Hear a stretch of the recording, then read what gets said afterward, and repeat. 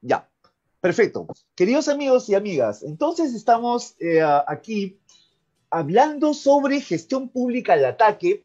Ya les había dicho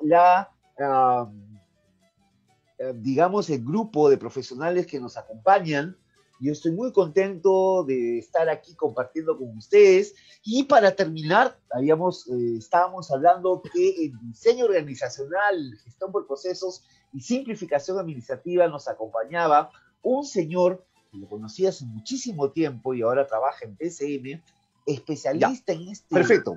Queridos amigos, tremendo trabajo que se está haciendo de simplificación administrativa. Me refiero a Luis López Chiroque, joven profesional, pero que tiene bien claro qué es lo que tiene que hacerse para hacer más efectivo, más rápido, con mayor velocidad la gestión pública para el entrega de servicios y para generar resultados.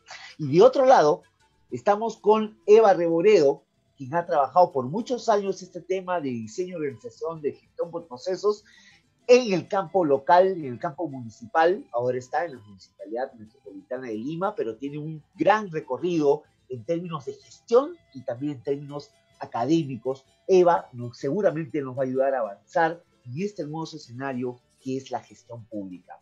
Luego tendremos el módulo 6, ya la participación de Miriam Parker con el señor Carlos Reyes, ambos gestores de personas, de las personas, prefiero decir personas que recursos humanos, porque recursos humanos, materiales y financieros, eso es un lenguaje decimonónico de la primera revolución industrial. Ahora se habla de talento humano y creo que eso es importante relevarlo. Entonces, en gestión de las personas vamos a estar con Miriam y con Carlos, quien nos va a ayudar a develar este misterio de cómo estamos en la gestión de las personas en el marco del servicio civil y de la modernización del Estado. Y vamos a terminar con broche de oro. Aquí creo que lo vamos a disfrutar porque este séptimo módulo va a ser una especie de colofón muy interesante, donde va a participar David Díaz Ismodes y nuestro amigo Samuel Lévano, a quien saludo y también saludo a sus alumnos del instituto allá en Cañete que nos están escuchando. Muchas gracias por participar. Y vamos a hablar sobre ese tema que me parece muy importante, que es la gestión del sistema de control interno. Creo que Limber conoce este tema también muy bien, he visto que tiene una experiencia interesante. Ahora vamos a hablar a propósito de gestión financiera, cómo fue este tema, pero sistema de control interno es un tema que es clave sacar adelante para fortalecer la gestión pública, también trabajar por el lado de la integridad y eliminar riesgos, sobre todo en el sector público. Muy bien, entonces, queridos amigos y amigas, así aparece el tema. Yo había preparado una presentación mucho más, digamos, mayor análisis, ahorita de mayor, eso se lo vamos a enviar a ustedes por versión electrónica. Yo sí rogaría a nuestro director de cámaras si por favor pudiéramos avanzar las transparencias hasta la transparencia. Yo quisiera que usted me lleve hasta la transparencia número 29, por favor. Si tuviéramos ahí, sí, hasta la 29, donde hay una especie de ¿cómo te puedo decir? Garabato estructural. La 29, sí, avanzamos. Mientras que vamos ubicando la transparencia, vamos a mirar que esta transparencia 29, que es, digamos, la penúltima, es la que presenta, digamos así, y nos permite mirar cómo entra a tallar esto que se conoce como los sistemas que están vinculados a la administración financiera. Ustedes saben que recientemente, en el año 2018, se emitió el decreto legislativo 1436, el nuevo decreto legislativo marco de la administración financiera del sector público. Y en este decreto legislativo se trajeron o se incorporaron nuevos conceptos muy importantes para la gestión financiera. Se trabajó también la estructura del sistema y se incorporaron nuevos sistemas a la administración financiera del sector público. Yo quisiera, en primer lugar, porque no quiero hacer muy larga esta exposición, porque es una introducción, simplemente, queridos amigos, para reseñar un tema fundamental. Lo primero del decreto legislativo 1436 es que nos habla del principio de articulación. ¿Cómo se define eso? Como la integración sistémica y también extrasistémica de los sistemas administrativos que forman parte de la administración financiera. Cuando antes hablábamos en el escenario de la ley 28112, que fue la primera ley marco de administración financiera, ¿cuáles eran los sistemas administrativos que formaban parte de esto? Bueno, se hablaba presupuesto, tesorería, endeudamiento y contabilidad. Y ahí quedó. 4 sistemas. Los 4, digamos. Pero luego, con este decreto legislativo 1436, vemos pues que los sistemas han incrementado. Es decir, está el sistema de programación anual multianual, y gestión de inversiones. Uno más. O sea, ya no son 4, 5. Luego está el Sistema Nacional de Abastecimiento como parte de la administración financiera. Y por ahí creo que también se cuela, vamos a decirlo así, el sistema de gestión de recursos humanos, pero en su dimensión fiscal. Está la gestión fiscal de los recursos humanos que impacta muchísimo en el gasto público, sobre todo en el gasto corriente. Entonces ahí tenemos los 7, vamos a decirlo así. Obviamente, si ustedes lo ven esto en otros países, tenemos que la administración financiera del Estado, y aquí nos puede ayudar Rodolfo y también Limber, que conocen no solamente la realidad peruana, sino también internacional. Yo apenas he presentado con quién estamos conversando, pero Limber ha trabajado en Europa, conoce varios procesos en América Latina. Lo propio ha hecho también Rodolfo Acuña, que conoce, creo, cómo se maneja el presupuesto y la gestión financiera en toda América Latina, el Caribe, etcétera. Y yo creo que ahí hay elementos importantes. Por ejemplo, en otras realidades, la administración financiera también forma parte de la Contraloría o el Tribunal de Cuentas. En otras realidades, ¿no es cierto?, la gestión de recursos humanos como sistema también forma parte de la administración financiera. Es decir, la administración financiera está concebida como digamos, ese núcleo que permite asignar los recursos del Estado para lograr los objetivos de política. Ese es un tema muy importante. En nuestro querido país hemos avanzado un poquito, incorporando a la inversión pública, incorporando al abastecimiento, incorporando un poquito la gestión fiscal de recursos humanos para manejar mejor esta administración. Entonces, el principio de articulación nos habla que ya no podemos concebir, miren ustedes lo que les digo, queridos amigas y amigas, concebir por parcelas la gestión pública.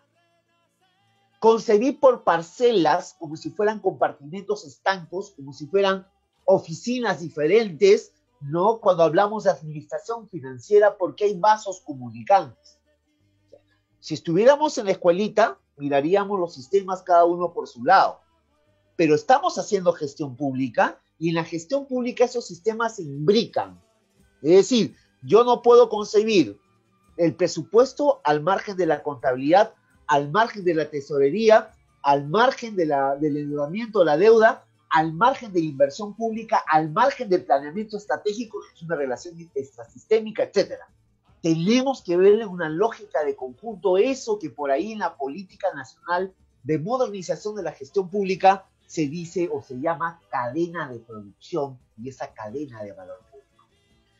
Entonces, el principio de articulación que ustedes pueden mirar en el título preliminar del decreto legislativo 1436. Ajá, esa es la transparencia. Miren ustedes qué bonito, ¿no? Se entiende fácil, ¿no, queridos amigos? Bueno, hay que ordenar esa cosa, ¿no? Ahí hay varios sistemas que están comprometidos, que forman parte de la administración financiera. Y ahora les digo otra cosa.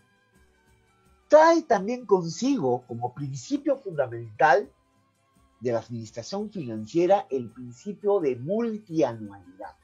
Es decir, ya no podemos pensar en el corto plazo.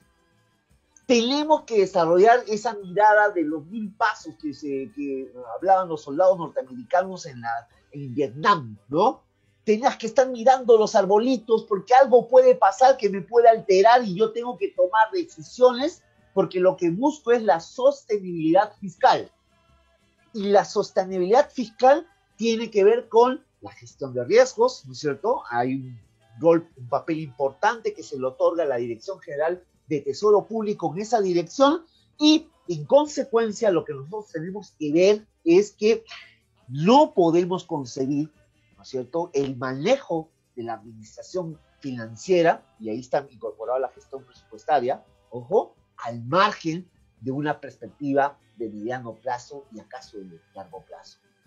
Entonces, allí como que se matrimonian, vamos a decirlo así, se mixturan, como dirían mis hermanos en la sierra, ¿no? Se mixtura también la planificación estratégica como, digamos, un curso en el cauce donde discurre el río, ¿no es cierto?, que es la gestión de la administración financiera del sector público. Y ahí vamos a ver qué nos dicen nuestros invitados, si eso se está haciendo, no se está haciendo, qué está pasando en realidad. Entonces, ¿qué es lo que los dos planteamientos o los aportes importantes que yo puedo ver? Es el principio de articulación, el principio de multianualidad, y ojo, tenemos COVID ahora, pero el COVID que estamos atravesando ahora marca también una repriorización de la agenda de este año y los próximos 2 años. Entonces, hay un efecto tanto en la planificación estratégica, pero también hay un efecto en el manejo de las finanzas públicas, porque vamos a tener que hacer modificaciones y repriorizaciones en el presupuesto antes en el plan operativo, y eso va a tener sus consecuencias en el manejo de la programación de bienes y servicios y de inversiones. Y eso lo tenemos que ver no solamente en este año, sino en, se supone, la concienzuda programación multianual que estamos haciendo para los siguientes 3 años, ¿no, queridos amigos?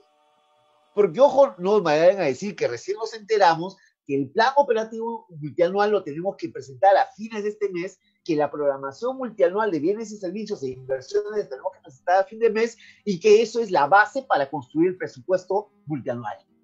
Muy bien.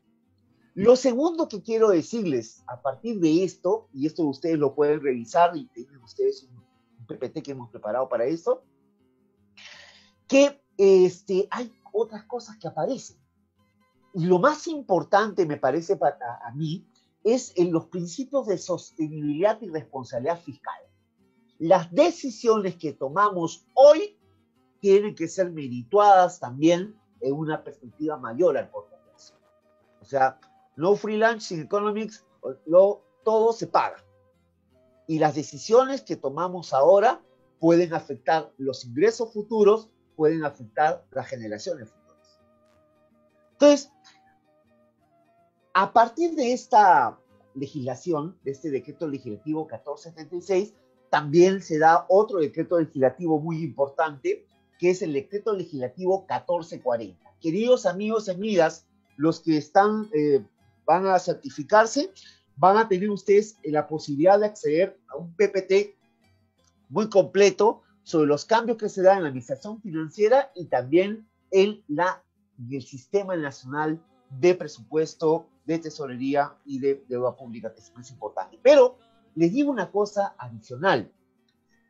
El nuevo marco del Sistema Nacional de Presupuesto, que es el decreto legislativo 1440, nos habla también de la programación multianual presupuestaria. Nos habla de la asignación presupuestaria multianual y nos habla de la asignación diferencial presupuestaria multianual. Nos dice también que la ejecución del gasto se altera, porque antes la certificación presupuestaria era como un acto preparatorio en la ejecución del gasto. Me gustaría conocer ahí las opiniones de ustedes también, mis queridos amigos, ¿no? Y ahora la certificación presupuestaria se ha insertado dentro de la ejecución de gasto. Entonces, ahora es primer paso, certificación; segundo paso, compromiso, ¿no es cierto? Luego de vengado, giro y pago. Aunque el giro y el pago es parte de la tercera etapa, que se conoce como pago, simplemente, ¿no es cierto? Girado no es propiamente dicho una fase, sino es parte de la etapa del pago. Pero a mí me ha llamado la atención cómo se otorga la certificación presupuestaria en lo que es el circuito de la ejecución de gastos. Eso es una novedad porque no hay en ninguna parte del mundo. Yo he estudiado el tema del tratamiento normativo, legislativo de estos temas y no lo he visto. A mí me ha parecido novedoso eso. Pero además, el presupuesto público no es tan sencillo como que aprobar los ingresos y gastos, porque si tú me dices, querido amigo y amiga, que el presupuesto es aprobar ingresos y gastos, ¿sabes qué? Eso no es el presupuesto público. El presupuesto público es un instrumento que te permite, primero, asignar, ¿no es cierto?, recursos que son escasos para atender necesidades de los ciudadanos y generar determinados resultados en función a problemas que han sido priorizados por políticas, por decisiones de gobierno. Entonces tú tienes un componente que son recursos, ingresos y gastos, ¿sí? Objetivos que quieres lograr y resultados, ¿no? Objetivos que se expresan en resultados y metas a cumplir, metas físicas y financieras. O sea, hay tres componentes que son importantes en la dinámica de la gestión presupuestaria. Ahora bien, en ese concurso hay instrumentos que aparecen y a mí me gustaría mucho escuchar también cómo vamos en ese tema, ¿no? Antes, ¿te acuerdas, Rodolfo? Allá en la época de los 90 teníamos nuestros calendarios de compromisos y hacíamos esta cosa, hacíamos una suerte de programación anual para poder hacer. Ahora eso ha cambiado. Se supone que ahora somos más exquisitos al momento de aprobado el presupuesto, ya tenemos una programación multianual, tenemos la famosa PCA y yo creo que, Rodolfo, tú nos puedes explicar cómo surge como necesidad tener una PCA, ¿no es cierto? Y luego, instrumentos de asignación de recursos, o sea, la asignación es cómo voy soltando el caño, ¿no? Para la ejecución propiamente dicha. Entonces, digamos que hay un esfuerzo, ya desde no estos años, sino de años previos, cuando Rodolfo dirigió muy bien la Dirección General del Presupuesto Público, de afinar, ¿no?, los instrumentos de programación del presupuesto, que tenga un correlato con la dimensión física del presupuesto, incorporar el tema con que lo trajo Nelson Chat, la lógica de los resultados, ¿no? Tratar de incorporar con los famosos PPRs, ¿no?, los programas presupuestales y el PPR, y tratar de hacer que esta dinámica nos permita vincular la gestión de los recursos con el logro de objetivos que impacten resultados en las personas. Es un poco, esa es la lógica, es la panacea, es la tierra prometida de los presupuestólogos de Perú, porque hay de dos tipos, ¿no? Saben ustedes, amigos, hay presupuestólogos y presupuestíferos, ¿no? Los presupuestólogos son los buenos y los otros ya ustedes ven, pero ahí estamos. Entonces, hay instrumentos de programación, ya hay instrumentos de asignación, hay instrumentos de monitoreo para saber cómo voy día a día. Hay instrumentos de seguimiento que me permiten mirar cómo me voy acercando a mis metas físicas o financieras. Y hay una cosa que se llama evaluación. Yo no sé si en evaluación hemos avanzado mucho. Y estoy citando estas fases porque, bueno, en la nueva decreto legislativo 1440, ¿no?, la formulación y la etapa de programación ya cambian, ¿no? Se forma una gran fase que se llama de programación multianual presupuestaria, ¿no? ¿Y cómo van esas cosas, no? ¿Qué tal, qué grado de avance? O a lo mejor el presupuesto se ha quedado en tratar de hacerlo bien al inicio. ¿Y cómo es que, por ejemplo, en el diseño y la elaboración del presupuesto, a mí me parece que hay como un disloque entre cómo se trabajan los programas presupuestales, ¿no?, cómo se programan, y cómo se programa el resto de los gastos y los ingresos, de los gastos, perdón, que tiene que ver con las acciones centrales y las APNOPs, ¿no? Parece que fueran dos cosas diferentes, ¿no?, que no conversan. Y algunas veces aquí, no sé, tal vez sería un elemento de haber separado, digamos, artificialmente la gestión para resultados, que es un modelo integral, que debe integrar a una organización como que en dos tracks, ¿no? La parte antigua, que seguía por APNOPs y acciones centrales, y la parte nueva, que va por los Ferraris, que van por programas presupuestales, ¿no? No sé si eso sea bueno o no, pero bueno, ahí veremos. Y luego, en la propia ejecución. Yo siempre digo algo, no sé si estaré equivocado, pero es importante que ustedes me ayuden, es digo, casi todos los problemas de ejecución son problemas de programación. yo no sé si estemos de acuerdo, pero lo dejo como en todo caso, como una idea para discutirla. Son problemas de programación. Programamos mal. Y es porque se cree todavía ahora, siglo XXI, año 2020, que el presupuesto solamente es un asunto de plata.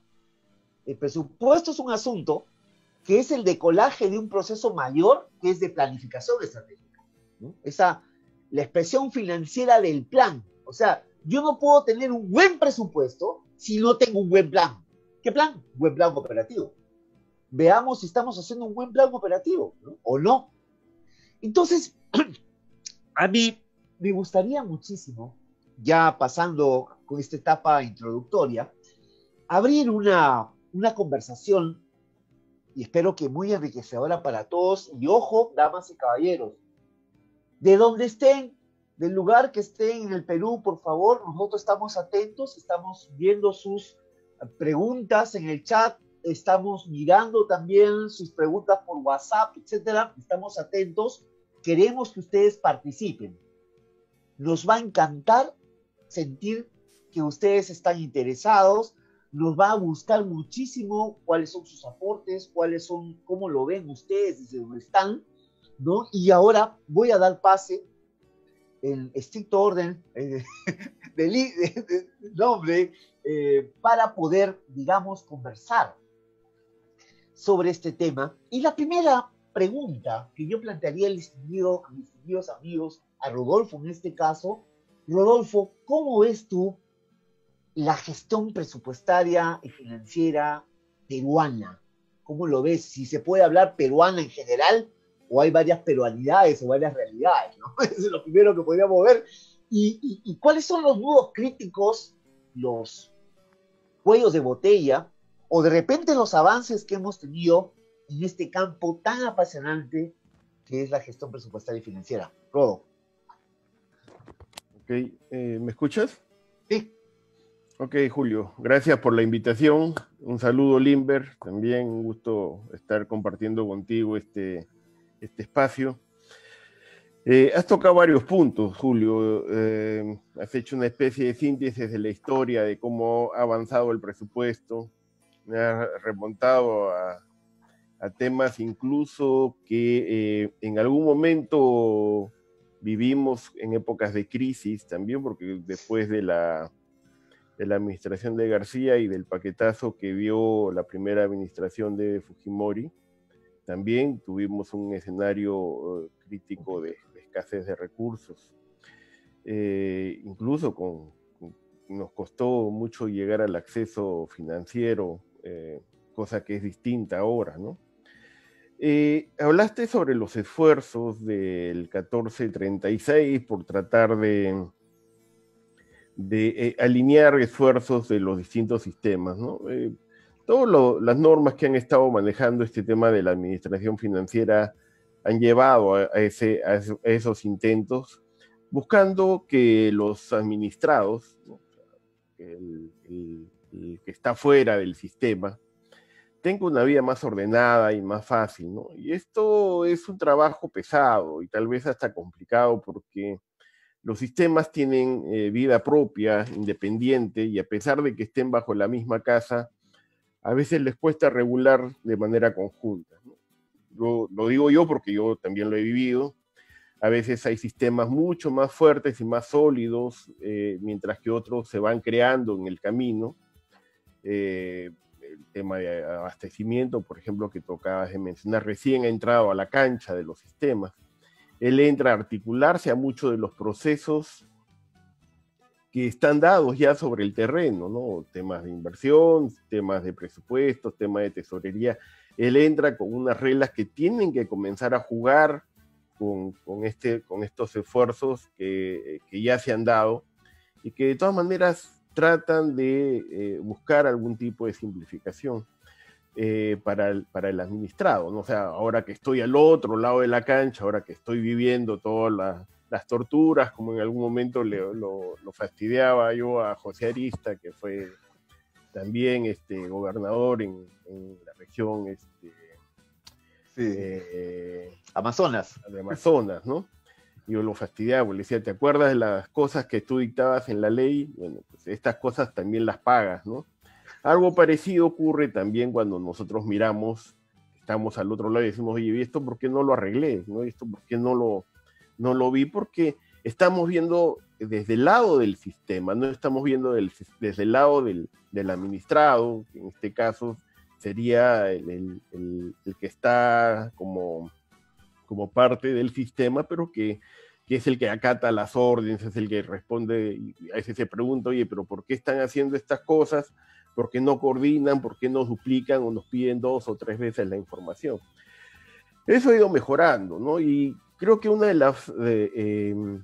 las señales más claras las vamos a encontrar en las directivas de programación presupuestaria que tú mencionabas, donde la articulación con los distintos sistemas se hace evidente, con el tema de personal, por ejemplo, a través de los registros que maneja el Ministerio de Economía para el tema del número de personas, aunque no ha llegado a los gobiernos locales todavía, entendemos que eso va a llegar a futuro, pero ya los gobiernos nacionales y regionales, las entidades del gobierno nacional y regional, ya dependen de esa información, incluso para los CAF, ¿no? O sea, hay gente que está trabajando ya dentro de la organización, tiene que registrar esa información, y esa data en un momento determinado sirve para hacer los cálculos del presupuesto.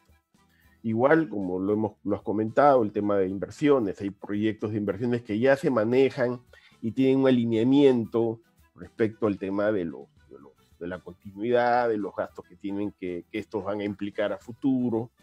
Lo vas a ver con el sistema de deuda, porque el sistema de deuda desde hace mucho tiempo ya articula con presupuesto y le da simplemente esto la cuenta que tenemos que pagar.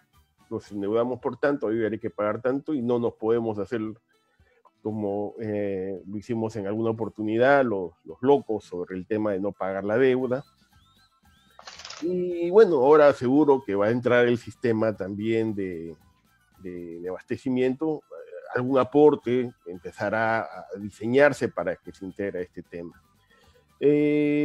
Tal vez el que está todavía fuera y que todavía no se logre integrar es el sistema de planificación.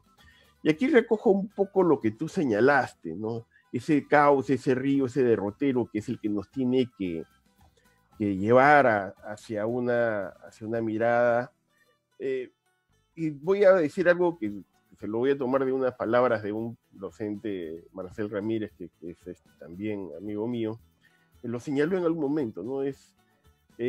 Hemos crecido, somos un país que ha estado creciendo durante mucho tiempo, pero no nos hemos desarrollado. Y creo que esta pandemia nos hizo ver que esa era nuestra realidad, ¿no? Habíamos crecido, pero no habíamos desarrollado todo ese aparato de servicio que debiera detenerse para poder enfrentar a este tema.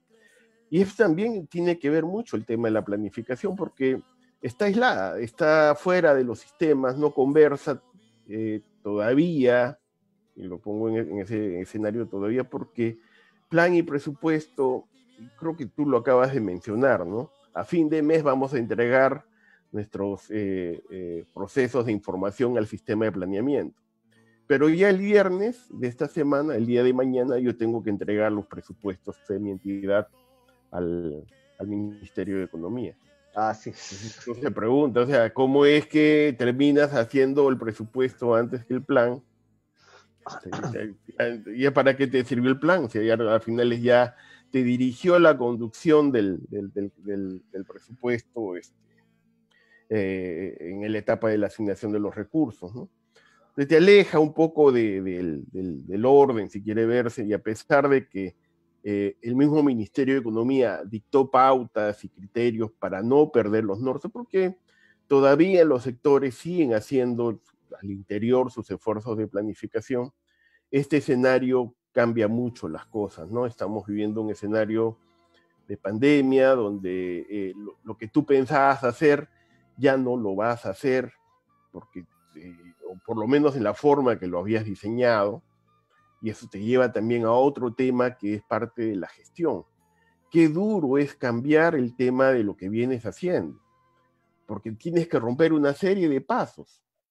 A ver, para que la economía se destrabe, lo que ha hecho el MEF es romper las reglas fiscales. Y le ha pedido a través de una norma, así lo he expresado, que las reglas fiscales se suspenden, ¿no? O sea, no van a ser aplicables porque como estaba diseñadas las reglas no funcionaban para que el sector público pudiera responder ante una caída de recursos, hacia la necesidad de tener mayores créditos para poder atacar todo este tema y sobre todo para dar el soporte a todas las necesidades de la población.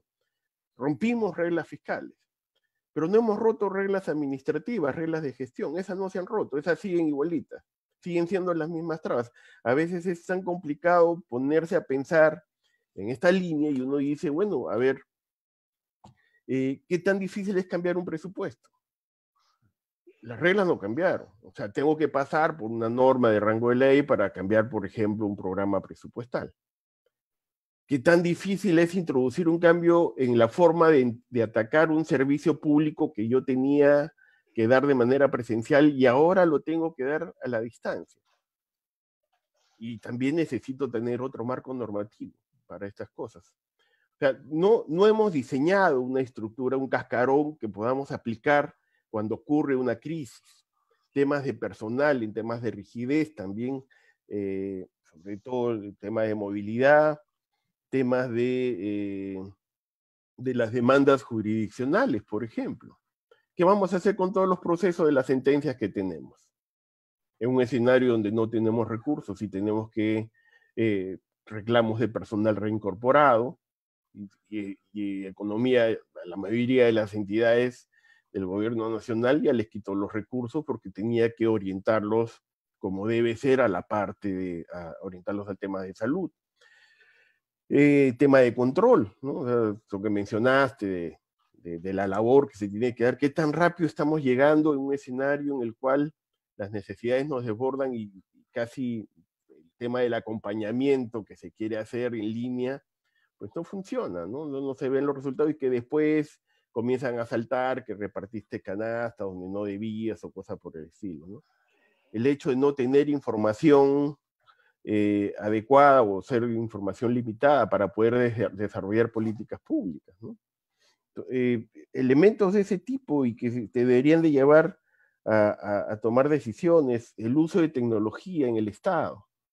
O sea, complicado, ¿no? O sea, de pronto tienes a todo el personal en su casa y no todos tienen una laptop, y cuando te volteas y te das cuenta que tienes que equipar a tu gente para ya empezar a hacer algo de teletrabajo, pues las condiciones no están dadas, ¿no? Porque no tiene una silla, no tiene el ambiente preparado, no tiene la iluminación, bueno, todas las condiciones que deberíamos de ofrecerle para que ese señor pueda quedarse en su casa.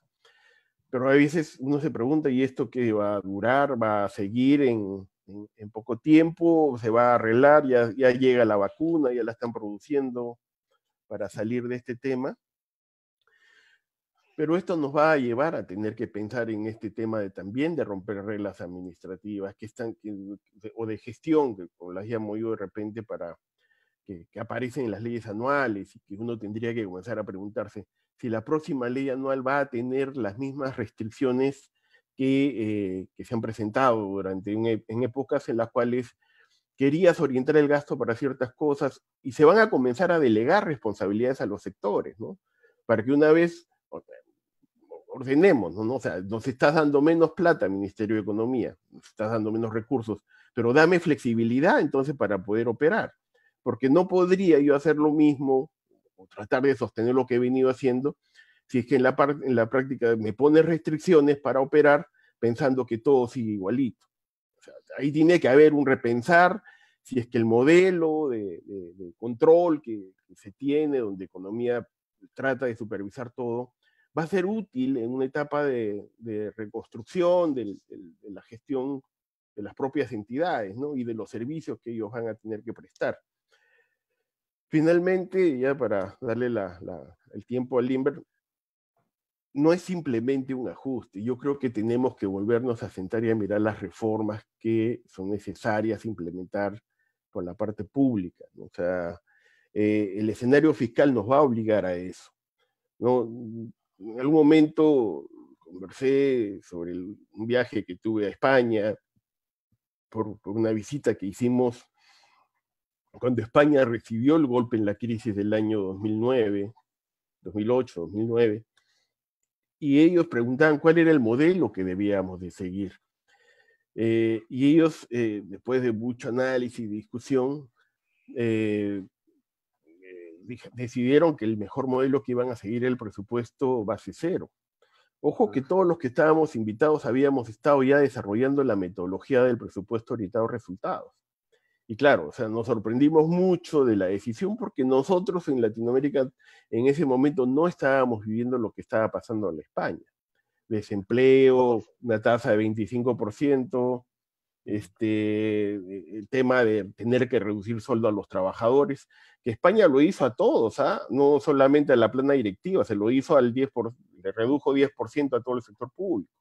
O sea, se tomaron decisiones duras, se priorizaron y se dejaron de hacer muchas cosas que de repente no eran prioritarias por parte del Estado. Entonces, eso nos hace pensar si es que vamos a tener el tiempo de revisar los servicios públicos que estamos brindando y cuáles son los que nos deberíamos de priorizar en un escenario de escasez de recursos, por lo menos hasta que podamos salir de esta situación financiera. Pero no solamente es un tema de acomodar esas cosas, tenemos que pensar cómo lo estamos haciendo. Y seguro poner en agenda aquellas cosas que ya esta pandemia descubrió, ¿no? Creo que no es el momento de volver a tirar las cosas debajo de la alfombra hasta que vuelva a ocurrir otra pandemia. Dejémoslas afuera, mostrémoslas y veamos cómo las atacamos. Creo que eso es lo que nos debería de tocar ahora. Sí, muchas gracias, Rodolfo, por esta primera intervención. Yo voy a dar pase a Lindbergh, que también debe estar ahí afilando motores, y luego voy a hacer un pequeño briefing de vuestras posiciones para seguir la siguiente ronda de la conversación. Lindbergh, por favor.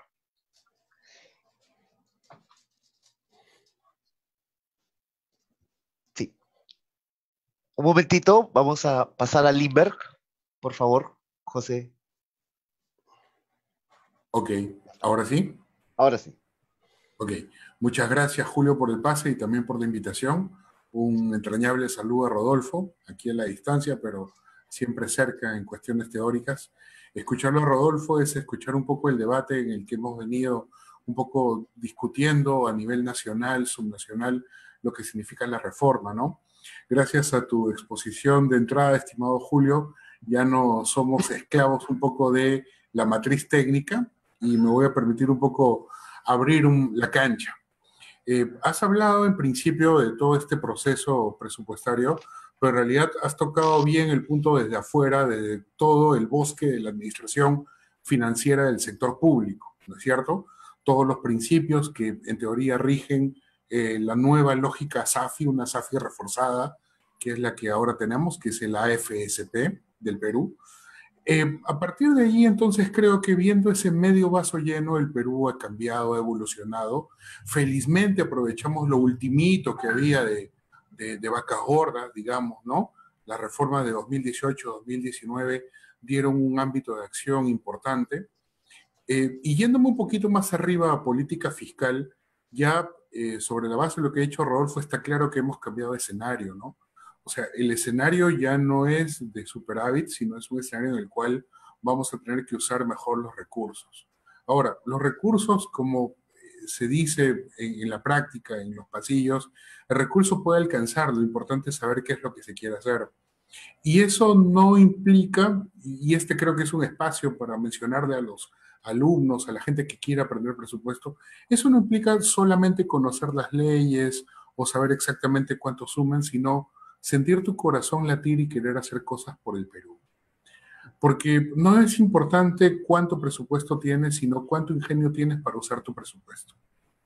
Y ejemplos de eso podemos ver con lo que ha pasado en Loreto, con lo que has mencionado del Callao y las plantas de oxígeno.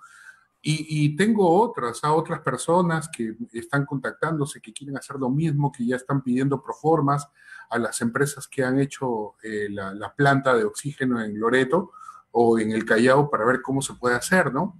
Entonces, si el corazón es la base, entonces el corazón no es corto plazo, el corazón es largo plazo. es relaciones, ¿no? Y si esto es cierto, entonces nos lleva inevitablemente a pensar de que la actividad presupuestaria tiene que ver también con la planificación, pero una planificación que tiene que tener en cuenta el gran objetivo, la felicidad, que bueno, es un concepto un poco abstracto como para poder mencionarlo en el aula, pero sí como provisión de bienes y servicios. Y al ser este el punto clave del trabajo que se hace desde la administración pública, esa provisión de bienes y servicios hoy día, hay que ser realistas, va a tener que ser repriorizada, ¿no? Eso incluye no solamente la capacidad que tengan los que están ahorita en la cabeza administrativa de las unidades ejecutoras, capacidad para tener ese cambio de chip puesto de poder hacer un nuevo POI, de hacerlo todo de nuevo. Y 2020 en realidad, como mencionó Rodolfo, ya presentamos o están presentando ya los presupuestos, ¿no? Y a todos los niveles va a llegar ya. En realidad es para pensar el POI 2021, 2022, ¿no?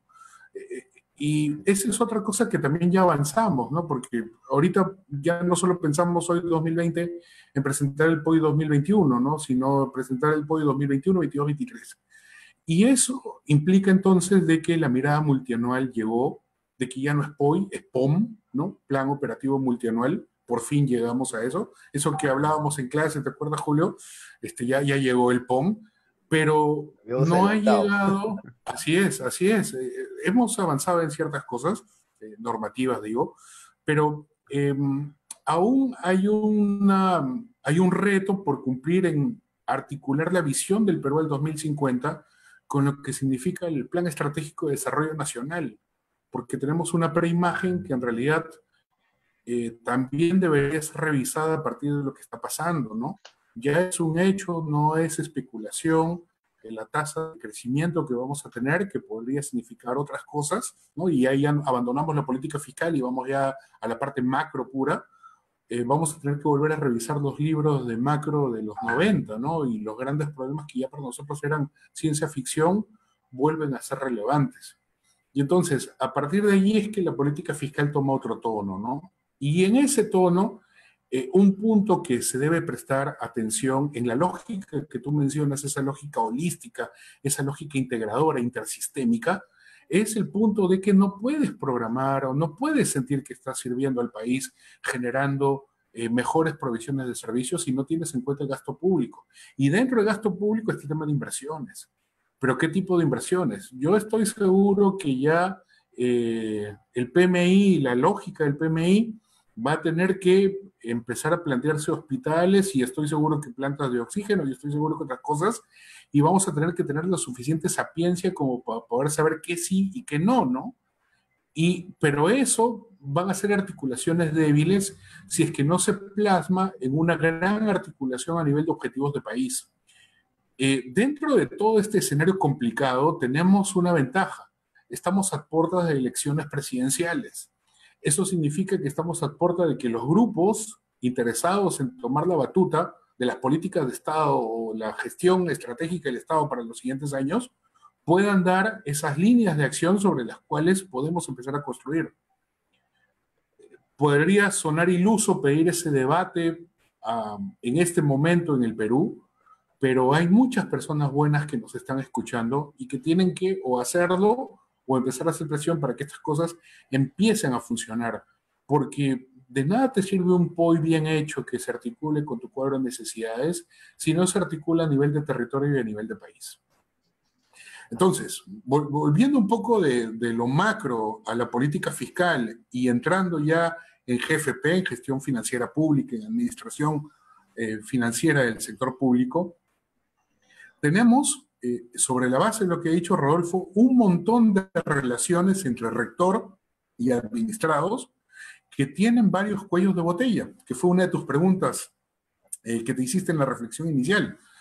Esos cuellos de botella hemos encontrado en el trabajo que se ha realizado durante los últimos años, hay algunos de esos documentos escritos, que tiene que ver con lo que también mencionaste al principio, la gestión del talento. Tenemos técnicos de primera, ¿no? O sea, Rodolfo está en el Perú porque quiere, ¿no? Porque podría estar en cualquier parte del mundo en este momento si quisiera, ¿no? Y los tenemos a montones en la DGPP, en el Banco Central, talento sobra, pero el tema es que para que ese talento funcione, necesitamos una gran articulación, así como a nivel de normativo o a nivel de planes, a nivel de personas. Y eso implica liderazgos.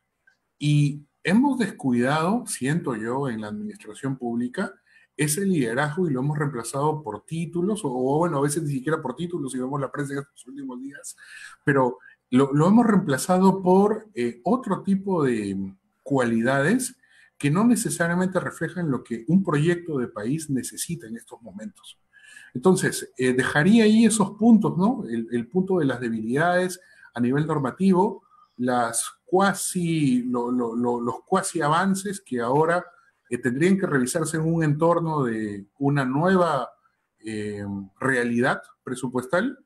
Y por último, este tema de recurso humano y la escasez, hay, pero digamos que no están todos en el sector público, de líderes que pudieran empujar este carril de progreso, entendido en el buen sentido de la palabra, ¿no? Uh-huh.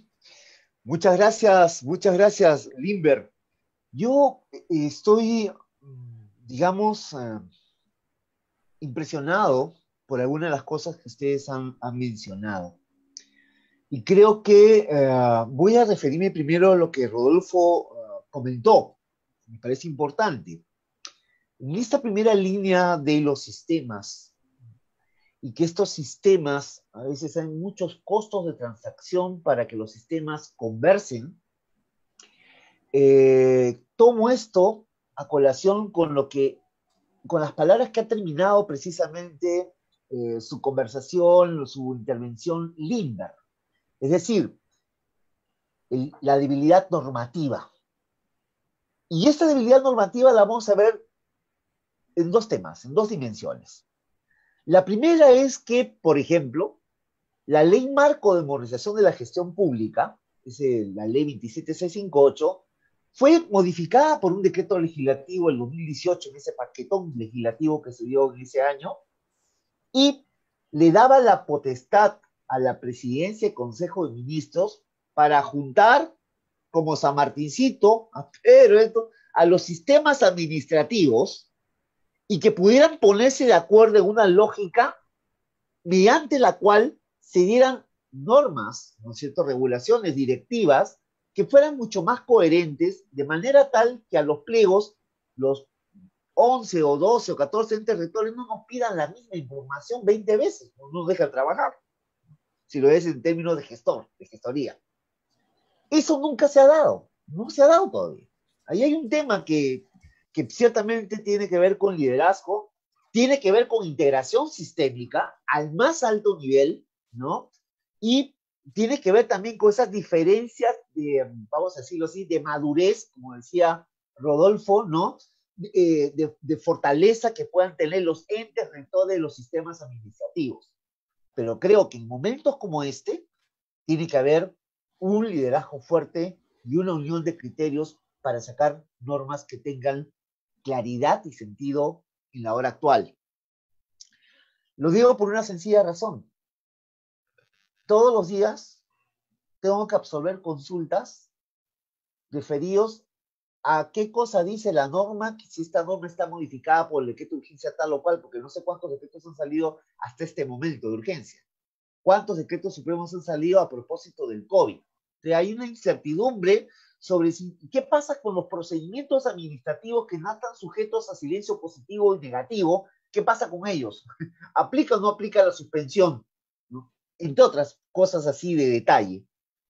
Entonces, tenemos, digamos, se ha generado una confusión normativa, se requiere un ordenamiento en la normatividad, textos únicos ordenados, vamos a decirlo así, integrados intersistémicamente, que me permitan tener como una especie de vademecum normativo, chiquito pero adecuado, intersistémico, donde cada sistema se ocupe de un capítulo, vamos a decirlo así, para que los operadores del sector público la tengan clara. Pero eso no sé si Rodolfo estará de acuerdo conmigo, ¿no? Eso de repente sea como, necesitaríamos saber, acá lo tengo, ¿no? necesitaríamos un San Martincito, ¿no? Para juntar, para juntar a los entes rectores, o sí se puede. Pero creo que se ha creado tal confusión por la avalancha de normas que se dan todos los días, que la gente pierde el paso, ¿no es cierto?, de esa normatividad. Por un lado.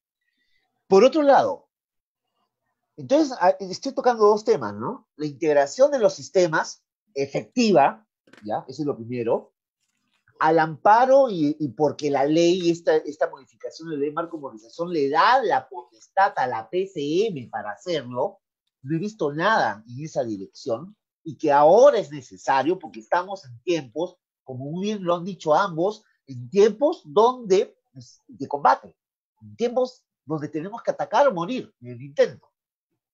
Y lo otro es la reflexión interesante que nos contaba Rodolfo. Vino acá al Perú cuando todavía otro maestro que tuve en el Ministerio de Economía fue mi querido Juan Muñoz.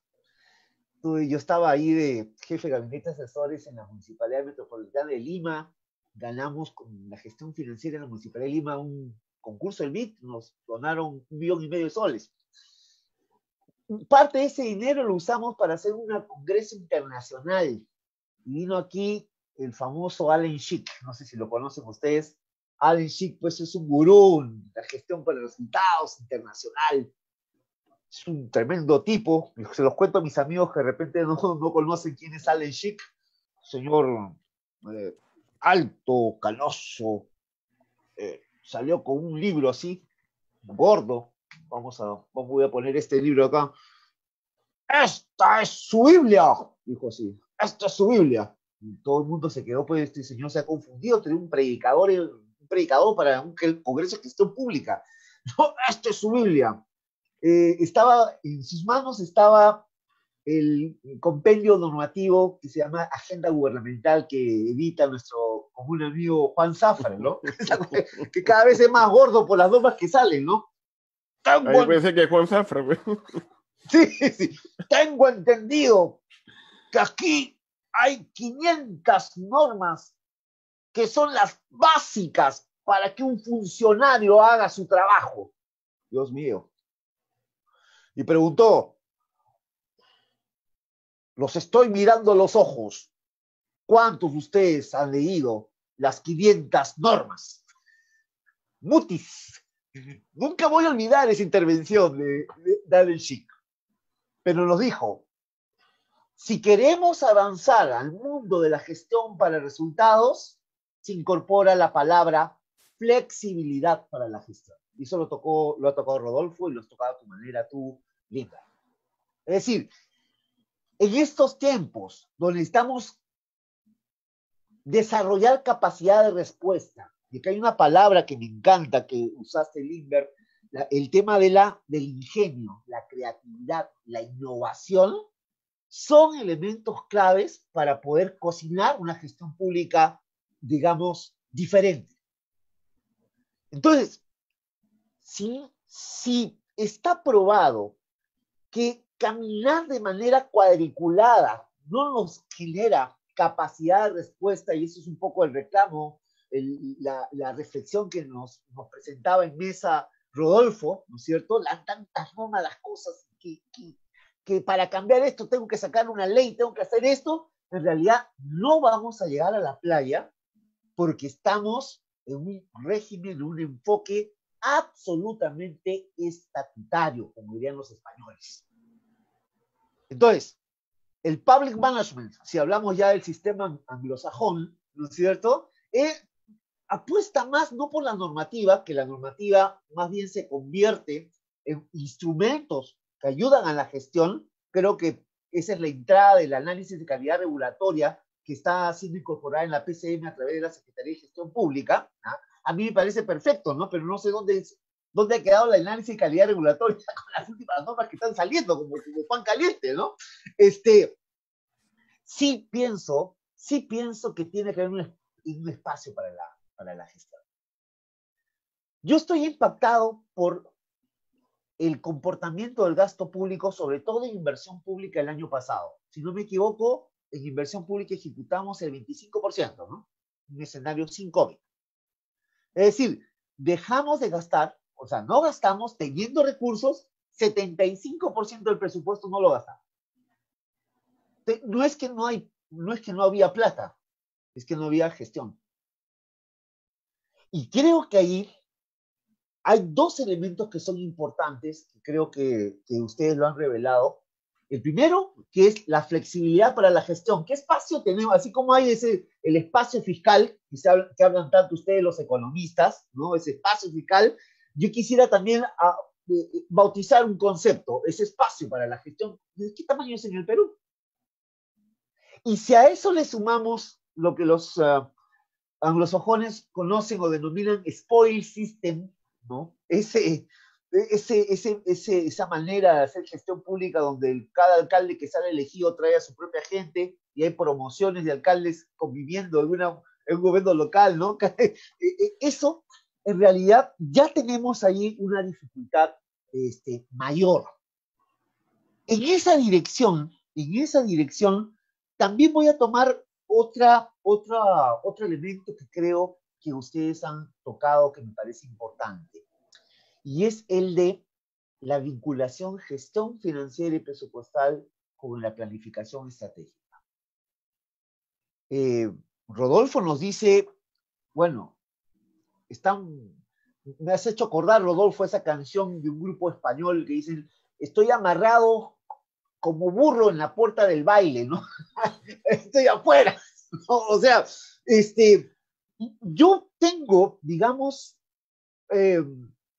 una mirada, ¿no? De que están haciendo esfuerzos por ser la base, ¿no? La base, generar una base para tener elementos mucho más contundentes para asignar los recursos, que siempre son escasos los recursos públicos, los fondos públicos.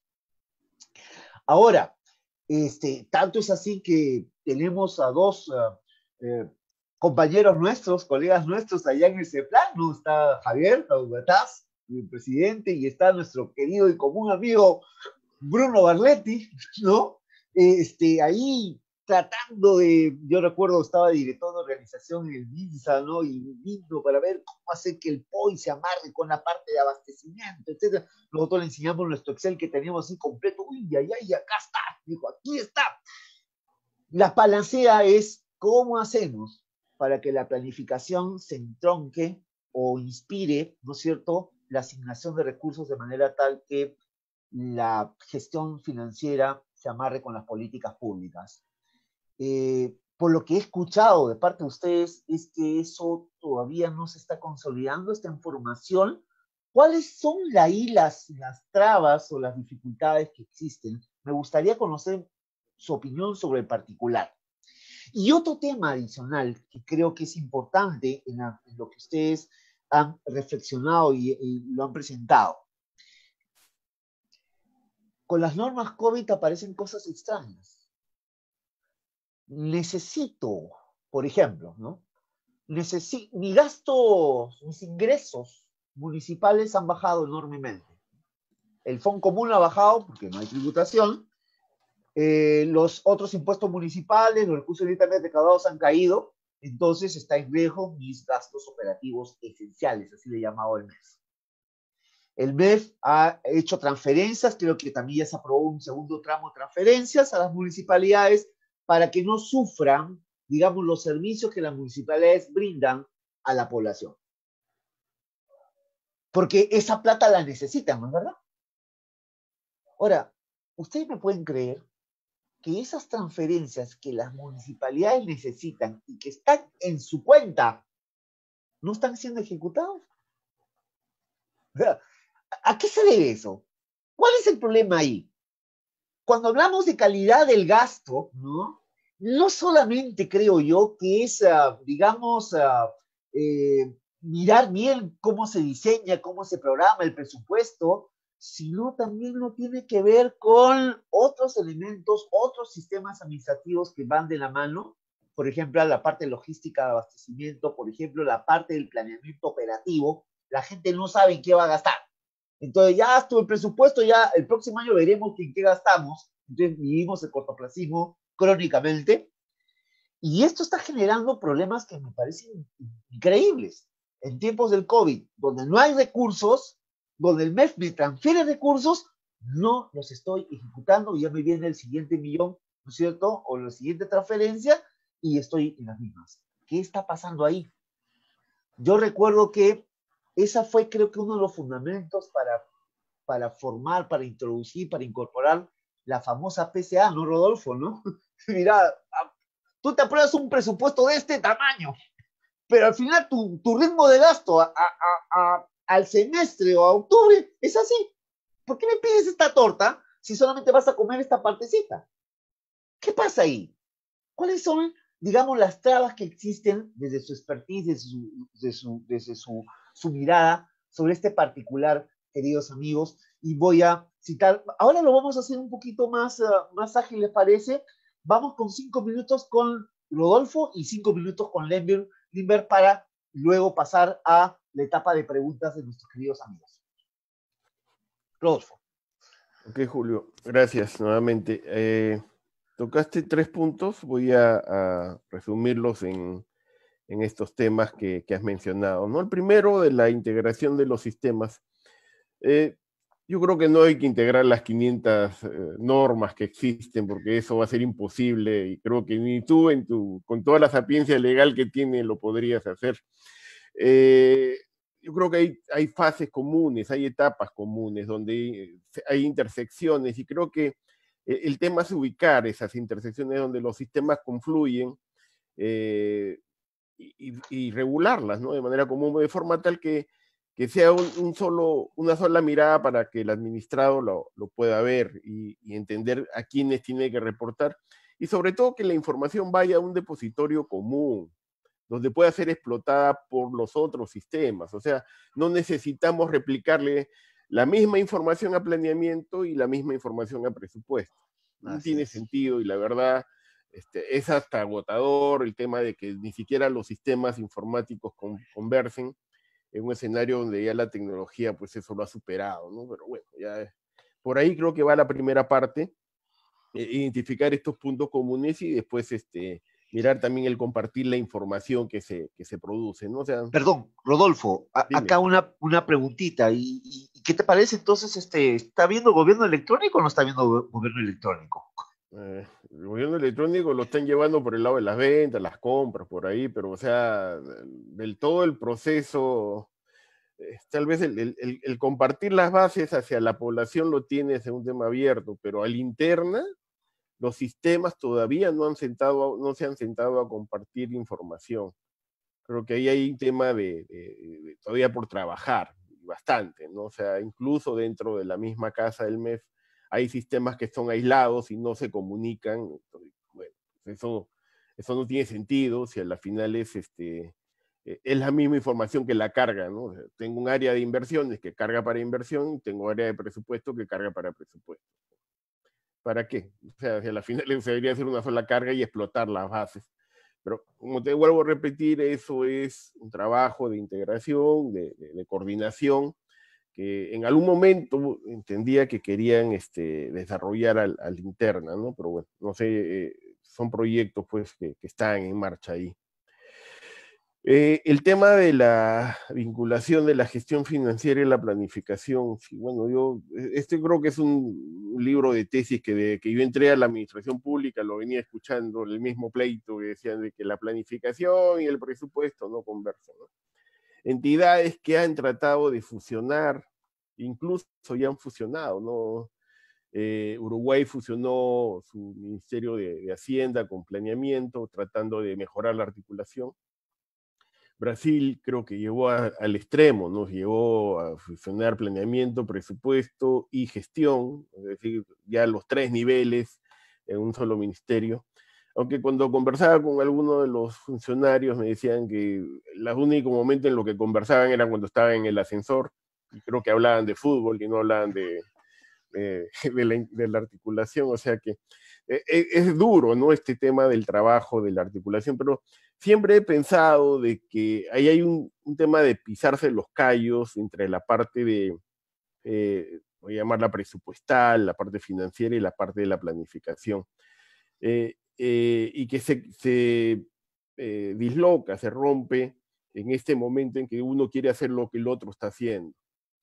Y creo que hay niveles, ¿no? Yo creo que hay niveles y si ya construiste una base sobre la que estás trabajando, yo creo que sobre esa base debería sentarse el tema de la discusión. Y vería más al planeamiento como un tema más orientador. Realmente creo que le cuesta mucho, más allá de las directivas que pueda dictar el sistema de planeamiento, es asentar a los sectores para definir un norte y conversar sobre hacia dónde tenemos que apuntar y cuáles son esos cambios o esa articulación. La planificación no puede seguir viéndose aislada. Creo que ese es uno de los problemas que tenemos, ¿no? Creo que deberíamos tener ideas como las que tiene Colombia, con una dirección de planeamiento bastante fuerte que te marca la pauta y los sectores la siguen. Aquí es al revés, ¿no? O sea, dicto un poco de normatividad para que todos los sectores la cumplan y bueno, pues ahí estoy planificando. Y la verdad, yo hasta la primera vez que me preguntaba, ¿no? ¿Qué está diciéndome planeamiento para que yo como una entidad pública tenga que mirar los efectos del COVID hacia adelante? ¿Cómo me planifico de ahora en adelante? O sea, ¿qué tengo que mirar? No encontrar respuesta, ¿no? O sea, simplemente vas a terminar haciendo lo que tú al interior, las entidades comienzan a tomar como decisión sobre lo mejor que puedan hacer, ¿no? Porque no tienes esa mirada hacia adelante, se perdió. O sea, economía te va a dar las cifras al final, en el mes de agosto, cuando tú recién veas la foto, pero todo tu norte, toda tu multianualidad, no sé si ustedes han visto las cifras, pero o sea, la verdad es una repetición. O sea, Sí, 21, 22, 23, la misma cifra. lo chancan, O sea lo chancan. no es realmente una mirada en la que yo pueda hacer un presupuesto multianual, ¿no? O sea, eh, simplemente es una misma cifra. Entonces yo quisiera saber algo más para poder ver si expando los servicios o simplemente me voy a tener que contraer. Esa mirada todavía no está en esa discusión. Y el último punto de la baja ejecución, yo creo que el tema está, como te lo mencioné en la primera intervención, que dice que hay un tema de carencia de información. Le dan plata a los gobiernos locales para que ejecuten en las canastas, pero no tienen información de las personas a las que se las tienen que dar. Y tienes que comenzar a construir esa base de datos. Las finales, tienes más temor al órgano de control que te va a acusar por el tema de que le diste por error a una persona y te va a querer meter preso.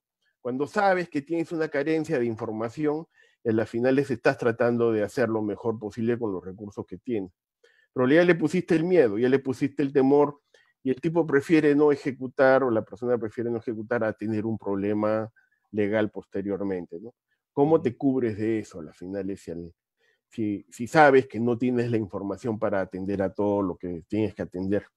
Entonces, mientras construyes toda tu base, el tiempo pasa, la gente sigue reclamando, ven que las canastas no se reparten, no se ejecuta el presupuesto, y finalmente al gestor público que está en ese gobierno local lo comienzan a criticar, cuando en la práctica nadie lo ayudó. O sea, construir una base de información de personas pobres no es salir a la calle a tomar una lista, ¿no?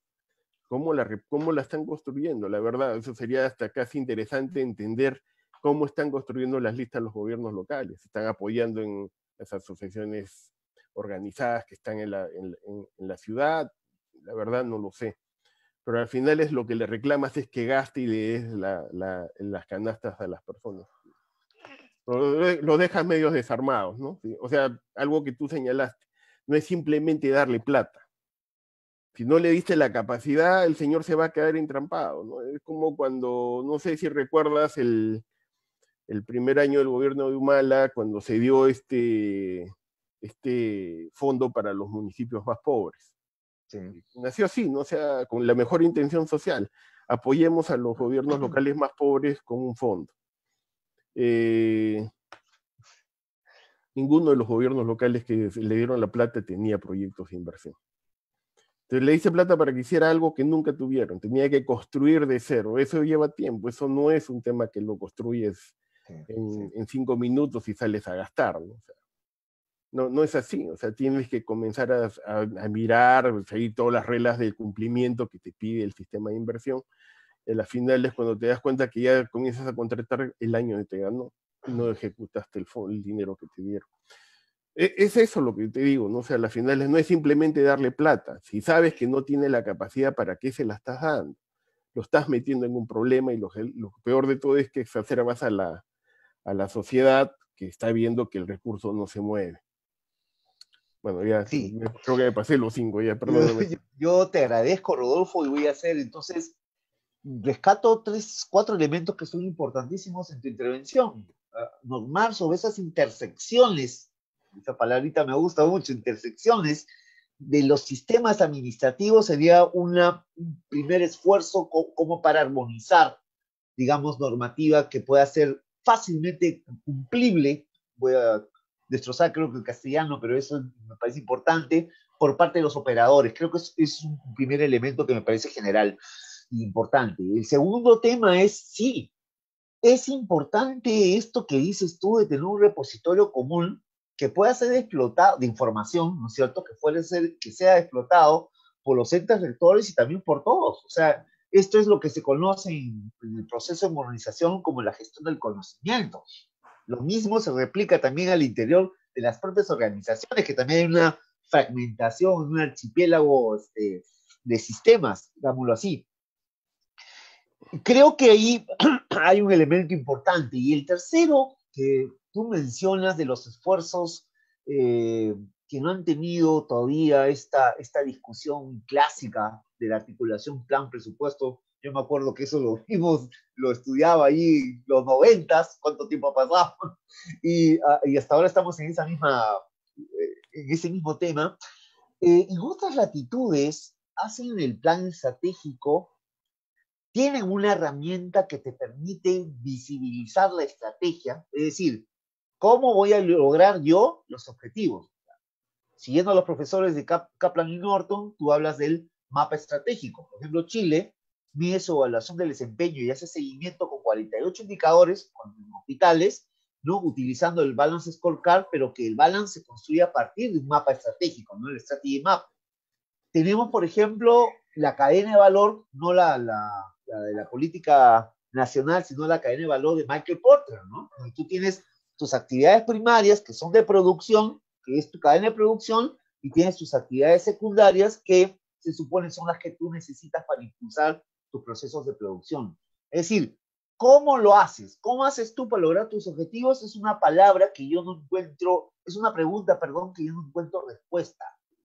Cuando le pregunto yo a un funcionario público, tengo varios alumnos que lo son, ¿cómo haces tú? ¿Cuál es tu modelo de producción? Me responden cualquier cosa, pero no me dicen cómo funciona para entregar los servicios. O sea, yo quiero que me lo digan porque para eso se exige, ¿no? Una lógica sistémica, holística, integral del modelo de negocio público que tenemos. Y en otras latitudes, decía, tenían su plan estratégico, tienen su business plan, no sé si lo han escuchado ustedes, que es importante, el business plan, así como hay negocios privados, hay negocios públicos, ¿no? ¿Cuál es tu plan de negocios? Y aterriza recién ahí en servicios concretos, tu service plan. Entonces, tienes como que un decalaje que te permite claramente comenzar a mirar esta articulación y esta asignación de recursos y de actividades, y ahí lo que estás haciendo es imbricar gestión por procesos, gestión financiera presupuestal, ¿no es cierto? Y las operaciones de una entidad. Ahora, eso, hacerlo en el Perú, exige tener un San Martincito, ¿no? O exige ese tema, que creo que es un tema medular, me parece. Y yo creo que esto de la asignación de recursos en tiempos complejos como el nuestro, sí, nos lleva a repensar toda la administración pública. Limber, por favor, te escuchamos. Muchas gracias, Julio.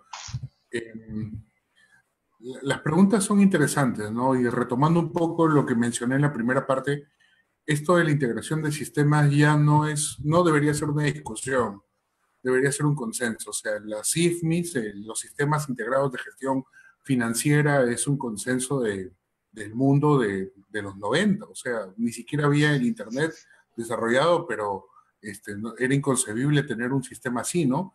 De hecho, esto nos lleva a pensar en dos palabras que has mencionado ahorita, los resultados grandes y el balance scorecard detrás. Si bien el balance, digamos que es una herramienta también antigua, pero digamos es la base. Suiza funciona con SAP y funciona en una lógica de balance, ¿no? La gobernanza presupuestal europea, porque así se le llama en la Unión Europea, también funciona sobre esa base. Entonces, digamos que no debería haber, pero como ustedes dicen, a ver si el San Martincito o ese liderazgo de que he mencionado pueden hacerlo, pero en realidad ahí hay algo que debemos hacer, ¿no? El segundo punto que mencionaste sobre las trabas de planeamiento y presupuesto, sí, me puse a pensar también en ideas que pudieran ser como Perú, ¿no? Entonces, en sitios que pudieran ser como Perú, tal vez México, Brasil, pero en realidad son lógicas estaduales. Creo que algo más interesante sería la lógica de Colombia, ¿no? Porque Chile no tiene gobiernos locales en la práctica, sino dependencias nacionales. Y la DNP pues juega un rol importante, pero sin llegar a ser extremo, y ahora que va a haber periodo de elecciones, no quiero dar ideas complicadas, pero Viceministerio de Economía más el plan podrían ser una unión que debieran explorar muchas más sinergias. No estoy diciendo hacer una DNP, pero digamos que podrían explorarse más sinergias para hacer que ese costo adicional que significa el traslado de la visión de prospectiva de economía y la visión estratégica de ese plan, pudieran tener un escenario de acción mucho más fuerte, ¿no? Esto también me lleva por otro lado y esto ya para los que nos están escuchando, a esa lógica, o bueno, a ese eterno debate entre eficiencia y eficacia, ¿no? Porque llegar al objetivo de la estrategia, pero hacerlo con el menos uso de recursos, es, digamos, el día a día del presupuesto. Entonces, eso también es algo que tendríamos que empezar a volver a sacar los apuntes y revisarlo. Revisarlo en la lógica que, ahorita que mencionaban tema académico, hace ya comienzos de este siglo, cuando quería yo mencionar esos temas en clase, no encontraba mejor figura que el pandafante, ¿no? Que era un oso panda que no era panda, era elefante, pero era un elefante que era oso panda, ¿no? O sea, era un mamotret, un Frankenstein que en realidad no deberíamos ponernos a pensar ya en eso, ¿no? Porque generaría entelequias que no vienen al caso. Sí. Entonces, hay unas cuestiones claras ahí de resultados y de objetivos de país que deberían empezar a trabajarse. Por último, lo de la baja ejecución. Hay un tema interesante ahí con esto de las canastas, porque, como decíamos al principio, esta situación de la emergencia sanitaria ha desnudado muchas de nuestras falencias, de ser un país que discutía, pues, cuándo vamos a entrar a la OSD. Ahora estamos pasando a discutir cómo entregar asignaciones monetarias a la población que no tiene cuenta bancaria, ¿no? O sea, ahí el CISFO, digamos que tiene que jugar un rol más clave para lo que significa este nuevo periodo, esta nueva realidad que vamos a tener en los próximos 3, 4 años, ¿no?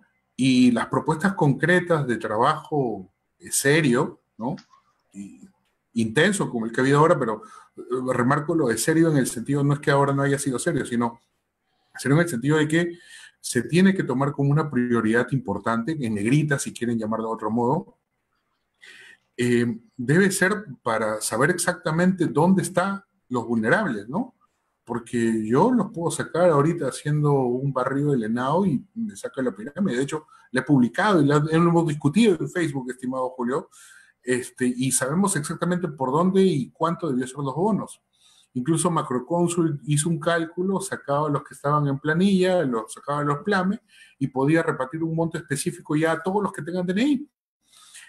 Esas cosas son cuestiones de base que no deberíamos estar discutiendo en pleno siglo XXI y que por eso es que digo que debe ser tomado con mucha seriedad para las propuestas de gobierno que vienen de aquí a unos meses. Debería ser tomado con mucha fuerza y compromiso, ¿no?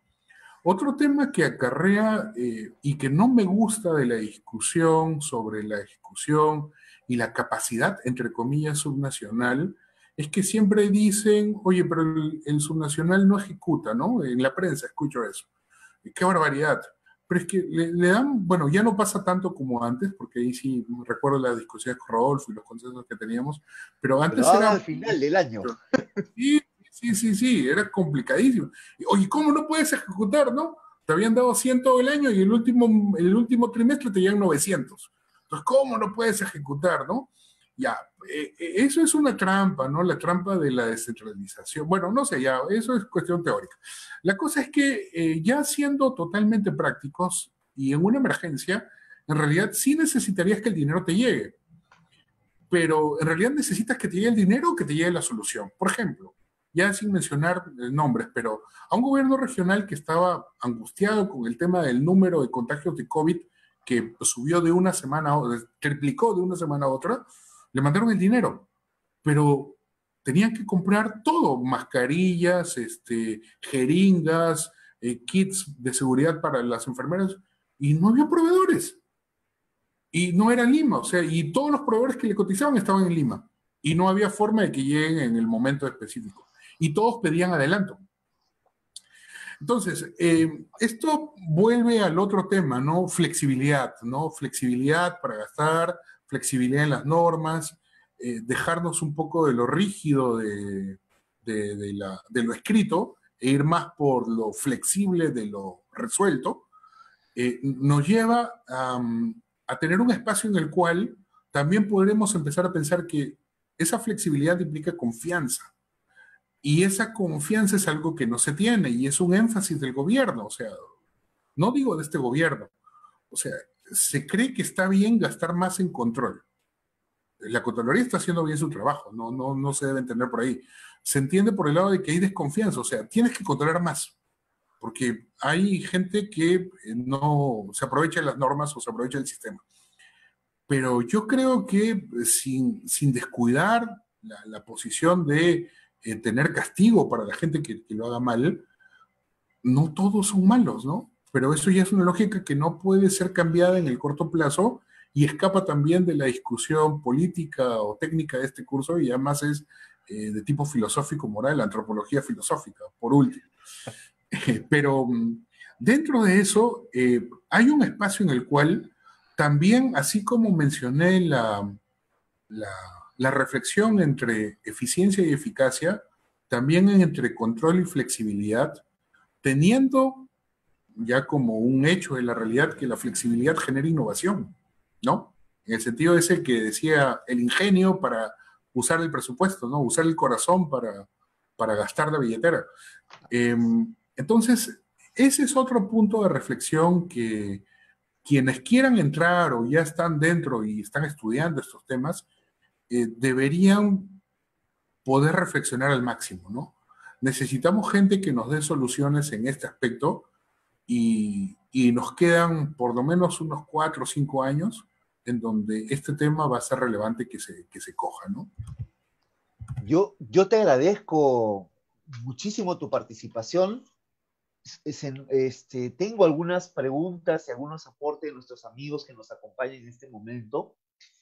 Yo creo que aquí hay un elemento que brilla con, digamos, con bastante claridad, que es toda reforma y todo cambio tiene que tener un componente importante de gestión del cambio. Ahí hay un elemento clave. Si estamos hablando entonces de gestión pública, de fortalecer la gestión pública, de innovación, de flexibilidad, tenemos que comenzar a circuitos diferentes y gravedades diferentes. Me explico, ¿no? Por ejemplo, la lógica todavía, aún hoy en día, es la eficiencia. La eficiencia es mejorar los procesos que traemos de atrás. Si hablamos de innovación, significa traer el futuro al presente, como diría el gran profesor Siqui Prahalad. Y eso exige hacer las cosas de manera distinta. Conversábamos antes de iniciar esta conferencia con algunos de ustedes, no voy a decir el nombre, pero, oye, podemos hacer lo mismo estando en casa. O sea, hay algunas actividades, digamos, de trabajo, que la podemos hacer desde el hogar. Yo recuerdo que era consultor de ACDI, de la cooperación canadiense, allá hace 20 años, el año 2000. Y venía un consultor canadiense, allá trabajamos en el norte del Perú, en varias municipalidades en Piura, me decía, oye, allá en Canadá nosotros trabajamos, vamos a la oficina solamente 3 veces por semana, 2 veces estamos en nuestra casa, que no trabajan, ¿no? Sino que nos envían las cosas que tenemos que hacer y nosotros trabajamos desde nuestra casa y enviamos la información, los informes, qué sé yo, vía internet. Qué bueno. Ahora, con este tiempo, está apareciendo el tema de que es posible el teletrabajo, habiendo una ley que fue aprobada y dada hace ya buen tiempo, ¿no? Hace 2, 3 años atrás ha cobrado vigencia este tema, pero ahí, por ejemplo, con esta solución, inclusive podríamos hacer más ágiles los procedimientos en un menor costo y haciendo lo mismo que hemos hecho siempre, ¿no? Entonces, la innovación es un elemento importante en la gestión pública. Pero quiero dar, si ustedes me lo permiten, ya estamos en el tiempo, digamos, yo les rogaría a ustedes, si me lo permiten, unos 20 minutitos más, también a los que nos están acompañando, por favor, para hacer algunas intervenciones que me parecen interesantes, importantes de nuestros amigos. En primer lugar, hay un saludo que nos envía Samuel Lévano a los alumnos del Instituto Superior Tecnológico Público de Cañete, en la carrera profesional de contabilidad. Bueno, ahí están los saludos. Llegan tantos saludos que vamos a poner un feed, creo que para estas cosas, pero saludos a todos los chicos de Cañete que nos están escuchando, a la Escuela de Contabilidad. Mucho gusto y tiene un excelente profesor con Samuel. También tengo otras preguntas que nos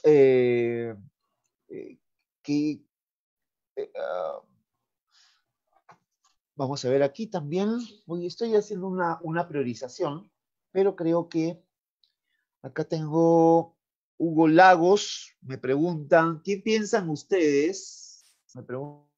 ¿Qué piensan ustedes?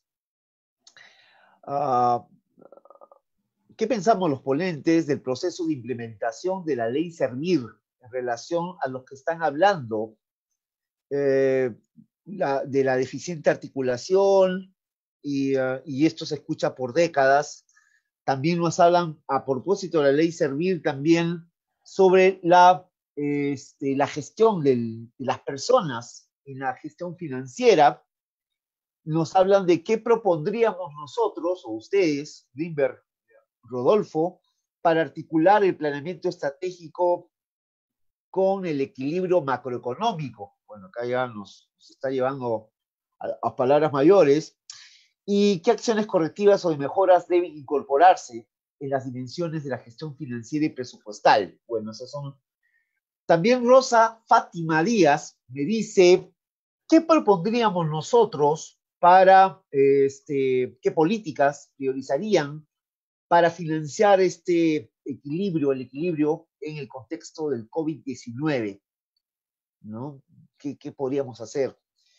Miriam Parker me cuenta cuánto tiempo se ganaría para la gestión si se integraran los datos de bases o la base de datos para quien las necesite, las pueda extraer.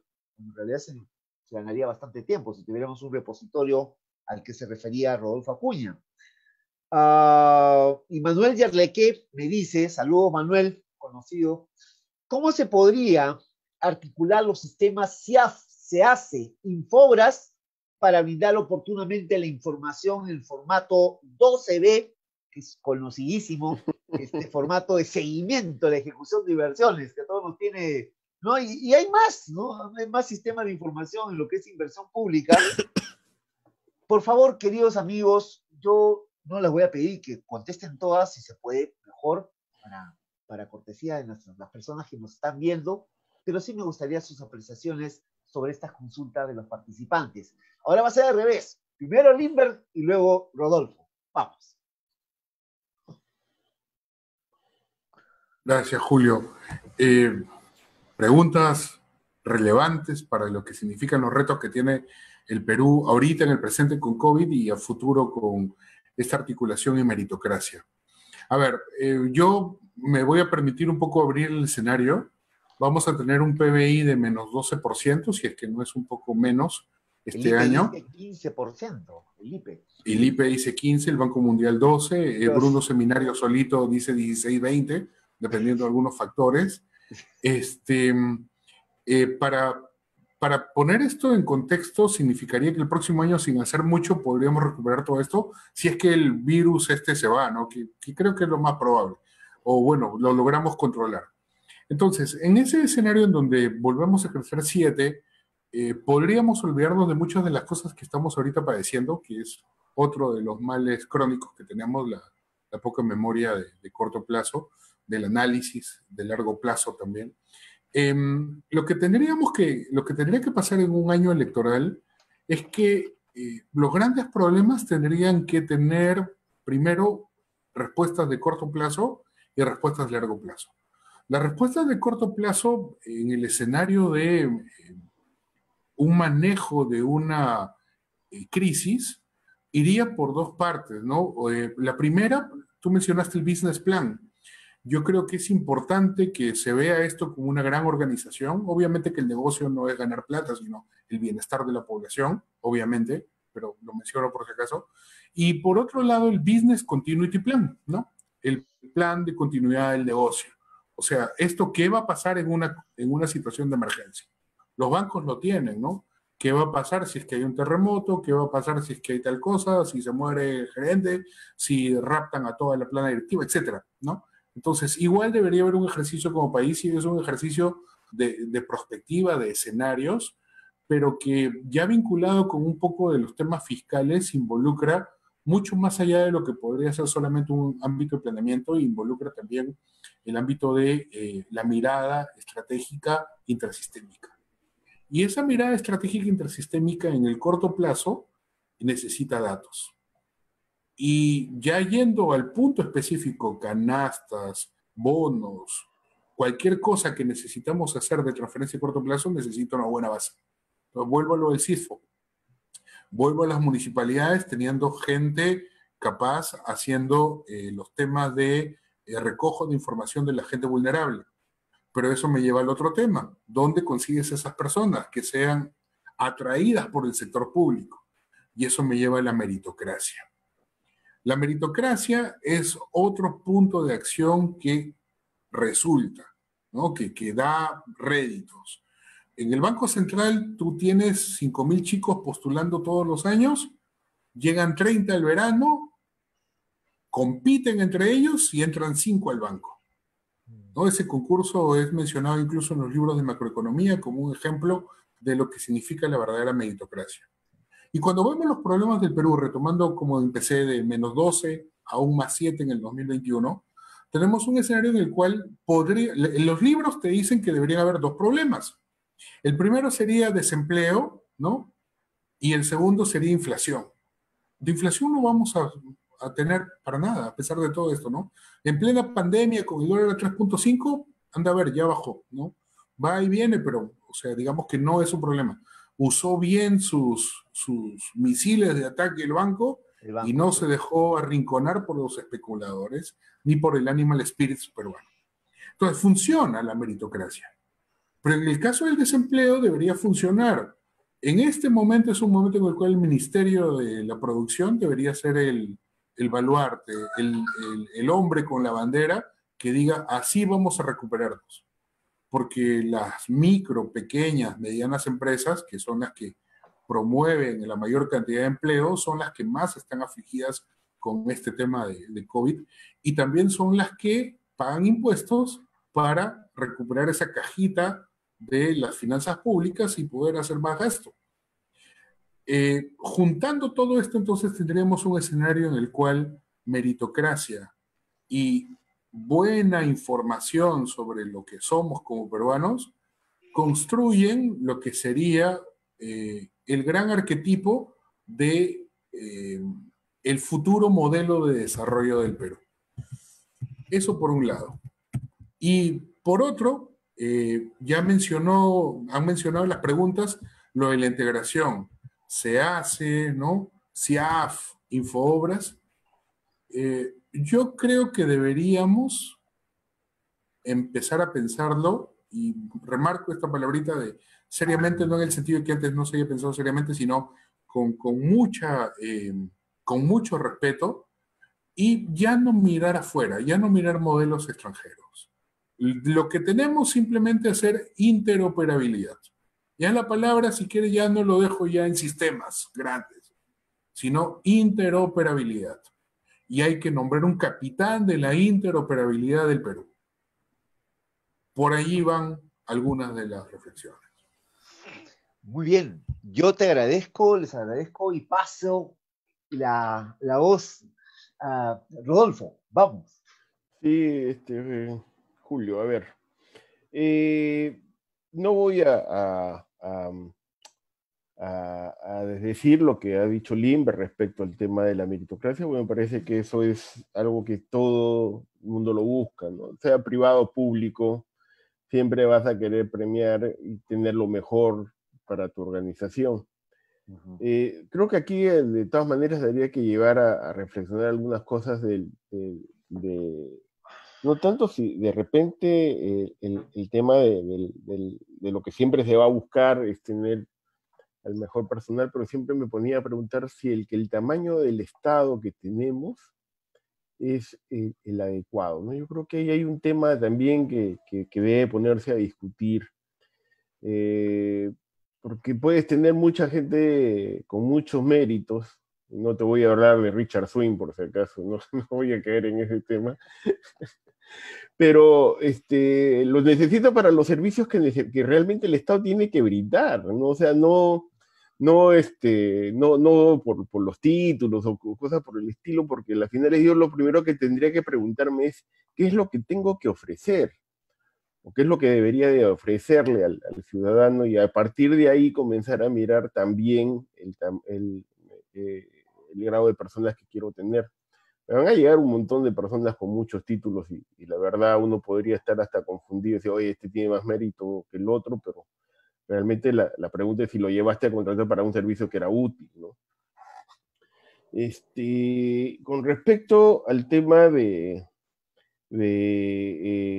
equilibrio que debería existir entre el plan y la visión macrofiscal que pueda tenerse,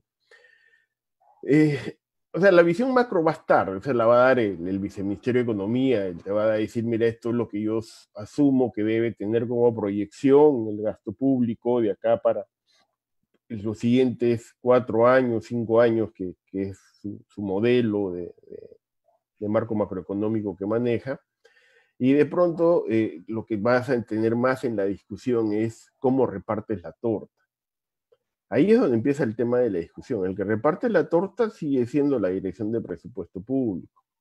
Y ahí la participación de ese plan, la verdad, no sé si interviene, ¿no? Yo por lo menos cuando estuve recién ese plan, estaba en Pininos, no era participativo en esa discusión, ni orientador tampoco, ¿no? O sea, yo creo que si quieren entrar a las ligas mayores van a tener que sentarse en mesa con una propuesta que lleve hacia un norte, ¿no? O sea, pero mientras tanto, creo que vamos a estar hablando de directivas y de POI, y de PI, pero en la práctica a mí lo que me interesaría es que me diga, ok, ¿hacia dónde vamos a caminar como país y cuáles son los esfuerzos a los que yo debiera conducir, ¿no? O sea, la solución de estos problemas que han salido, por ejemplo, de la pandemia, ¿no? El tema de falta de bancarización, el tema de falta de información, las líneas que tenemos que atender, dónde poner los hospitales, porque tampoco puedes estar creando hospitales si después no tienes ni siquiera el personal médico para que atiendan, ¿no? O sea, eso también es un tema medio... O sea, ofrecer hospitales para no tener después cómo brindar el servicio es lo mismo que tú tengas un carro con una casa con cochera y no tengas carro, ¿no? O sea, ¿para qué la tienes? ¿No? O sea, o vas a poner tu puestito de negocio ahí o cualquier otra cosa, menos el servicio que quisieras tener. Entonces también hay que ponerse a pensar en esa dimensión. O sea, no es crear por crear, si es que la capacidad de ofrecer los servicios, ¿no? Y ahí deberían estar alineados, ¿no? cómo voy a planificar, cómo voy a ordenar la necesidad de tener más médicos en el país. O sea, ¿cuántas universidades producen médicos en el país? ¿Y cuánta es mi generación de médicos que yo puedo poner en el mercado? ¿Y cuántos se quedan? Porque la mayoría de veces se va. Y eso también es un tema que tendría que mirarse desde un punto de vista de planificación. ¿Cómo hago para retenerlos? ¿Qué cosa es lo que les voy a pedir? Etcétera, ¿no?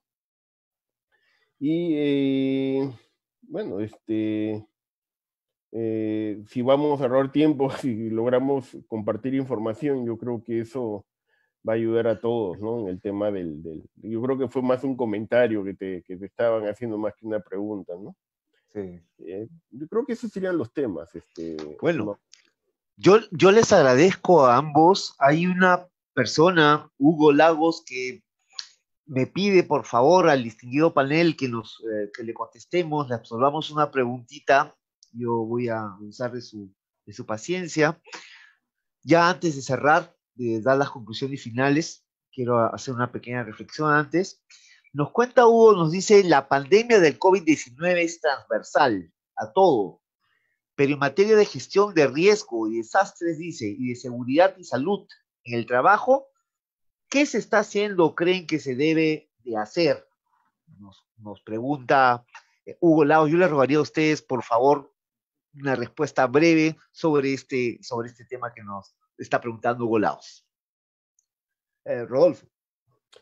Bueno, yo lo que te puedo decir es que en todas las acciones que he participado desde mi función pública, estuvimos preparados para terremotos, para fenómeno del Niño, qué sé yo, temas que eran más recurrentes, ¿no? Creo que nadie puso un tema de pandemia en llegada al país con este tema de distanciamiento social, los efectos de quédate en tu casa, no salgas, la verdad. Ni siquiera como efecto, porque generalmente lo que te preocupa es cómo va a funcionar tu organización pública. No, o sea, no dejo de operar, el Estado no deja de brindar los servicios que tiene que darse. Y claro, o sea, buscas locales, buscas temas alternos para poder generar este tipo de soluciones. Pero aquí lo que paraste fueron servicios, ¿no? O sea, realmente en el ministerio en el que estoy ahora, yo he visto que los servicios se paralizaron de alguna manera y tuvieron que reenfocarse para toda esta cadena de pagos que está detrás también del servicio público no se detenga, porque hay proveedores que están detrás de los contratos que el Estado siempre ofrece y que en estos momentos están mirando y dicen, oye, ¿por qué ya no me compras? ¿Por qué ya no me alquilas? ¿Por qué no generas todo este movimiento económico? Porque el Estado se ha visto también retraído en sus operaciones.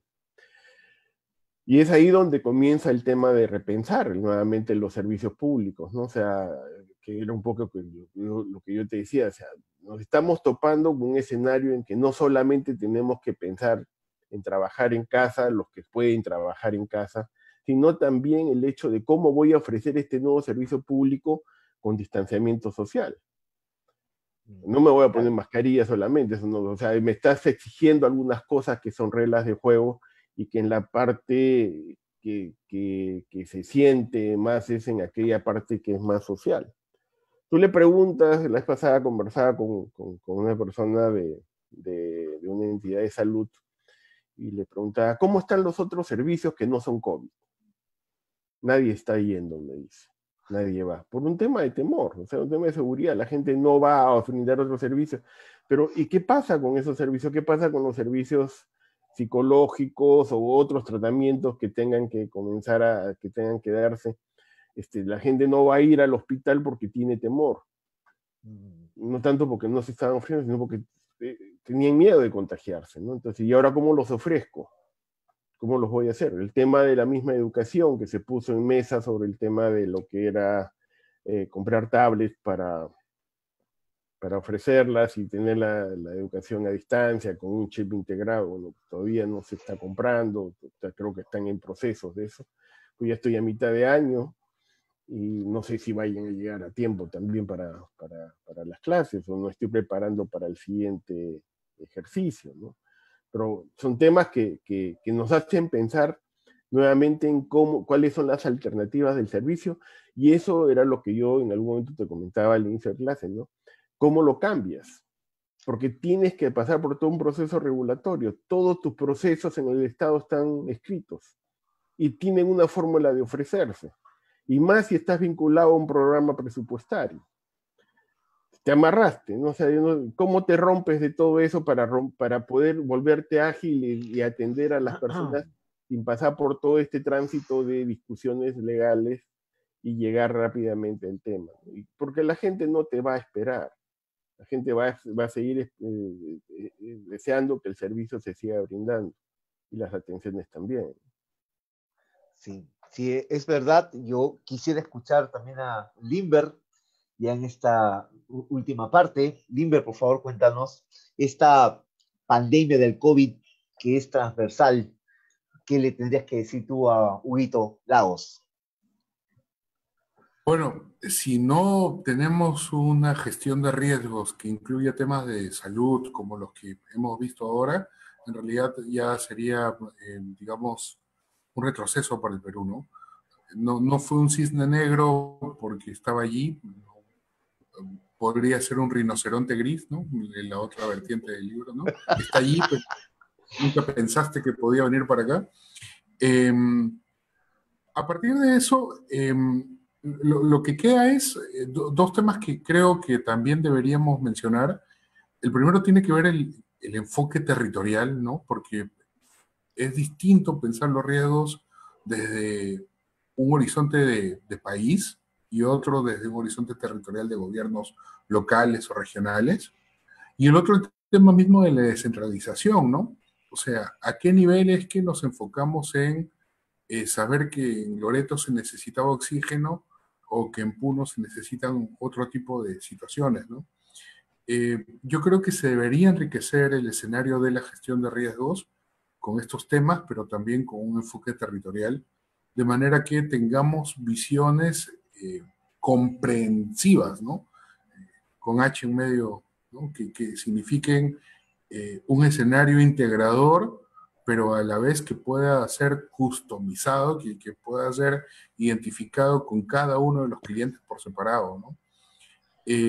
Ya hay planes que incluyen eso, ¿no? O sea, Japón está trabajando ese tema, Suiza tiene herramientas sobre eso, entonces creo yo que tendríamos que darle la vuelta para empezar a enriquecer la mirada que tenemos y empezar también a ver quién la va a hacer, ¿no? Porque sospecho que sería otra labor para PCM, cuando es más bien un poco de presupuesto y un poco de macro cruzada con empleo. Bueno, ya es más compleja, ¿no?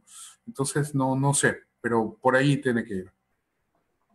Bueno, yo les agradezco, esta conversación ha sido muy importante. También agradezco la presencia de nuestros amigos y amigas que nos están escuchando a nivel nacional.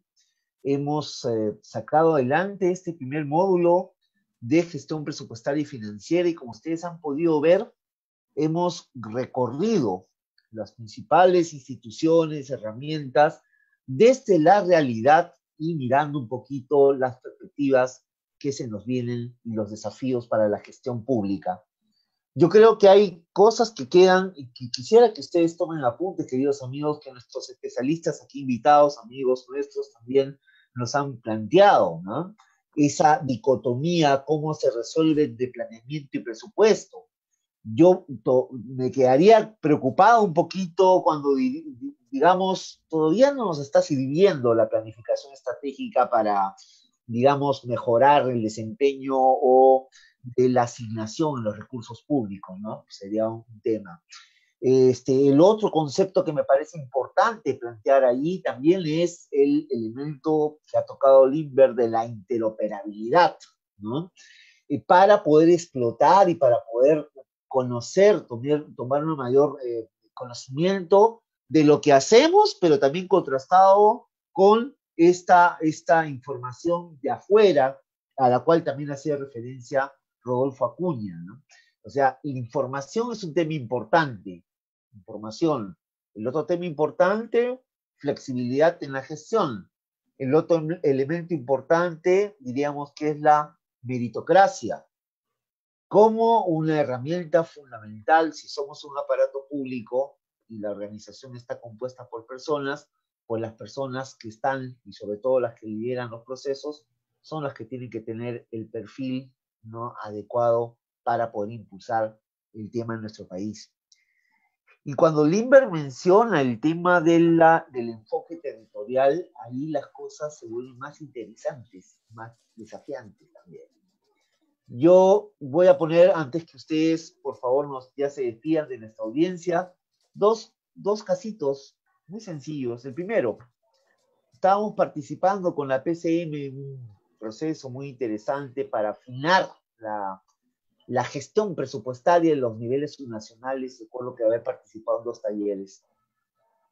Y yo tenía también un trabajo con Ugeles al sur de Ayacucho, allá por Pausa, por Coracora, allá. Los saludo que me están viendo ahí en Huancazancos. Un saludo para todos ustedes. Y me decían una cosa, yo les contaba que la PCM iban a mirar la calidad de la ejecución, por ejemplo, en educación, con la entrega de materiales a tiempo, materiales educativos a tiempo. Era un tema perfecto, ¿no? Mirándolo de punto de vista de la política pública, mirándolo de arriba abajo, porque era académicamente impecable, ¿no? Y así tú podías ver que tu esfuerzo de gasto ya desembocaba en una actividad en concreto que te permitía desatar un proceso para la formación, la educación de los chicos. Pero algo que tocó a alguno de ustedes, ¿no? Un ratito, el ministerio nos lo deja en Ogel, los materiales. ¿Y cuándo nos lo deja? Enero, febrero. ¿Qué cosa hay enero, febrero en la sierra?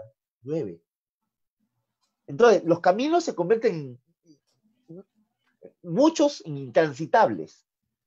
Segundo, las UGELes tienen que contratar a los servicios logísticos de transporte, y los que cumplen con los TDRs, que no lo establece el UGEL, sino lo establece el ministerio, ¿no? Solamente lo cumplen los proveedores que están en Lima, los transportistas que están en Lima. Es decir, ¿cómo queremos nosotros distribuir materiales? Primero, que no tienen condiciones, que llueve. Y en segundo lugar, que los TDR son definidos muy lejos de la realidad en la que nos encontramos. Entonces, ahí creo que tenemos que comenzar a madurar, de dejar de ver como hermanos menores a gestores públicos que también están en el plano territorial. Cuando digo plano territorial, el plano subnacional, gobiernos locales y regionales, que creo que dan fuego. Entonces, esa recomposición de relaciones creo que es importante para avanzar en gestión pública. Y demos el ejemplo desde el nivel nacional. Porque creo yo, Rodolfo lo ha mencionado con mucha pertinencia, es que los entes rectores, Dios mío, tienen que comenzar a ponerse de acuerdo.